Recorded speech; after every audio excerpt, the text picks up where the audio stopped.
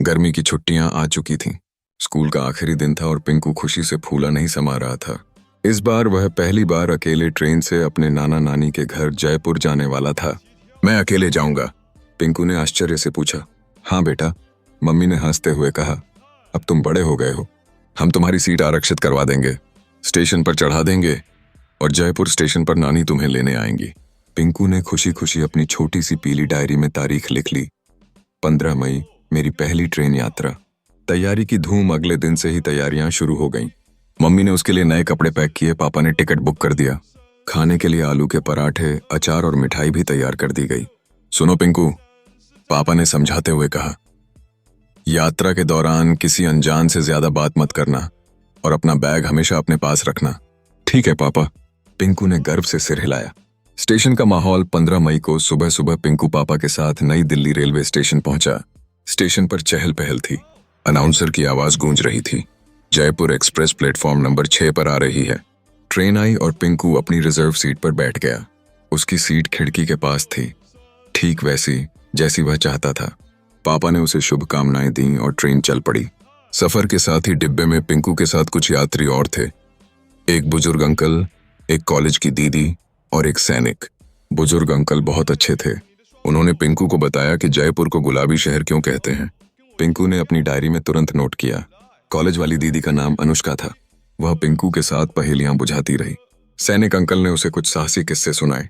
पिंकू को लग रहा था कि यह सफर जितना उसने सोचा था उससे भी ज्यादा मजेदार था।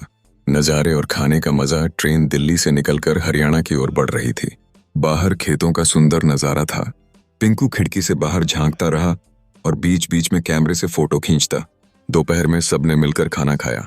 मम्मी के बनाए आलू के पराठे सबको बहुत पसंद आए। अनुष्का दीदी ने चाय और समोसे भी मंगवाए। खाने के बाद सभी ने मिलकर अंताक्षरी खेली।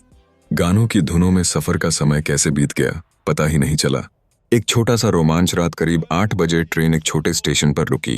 तभी पिंकू ने देखा कि एक अजनबी उसके बैग की तरफ बढ़ रहा है। यह मेरा बैग है, पिंकू ने तुरंत चिल्लाया। सैनिक अंकल ने फुर्ती से उस आदमी को पकड़ लिया।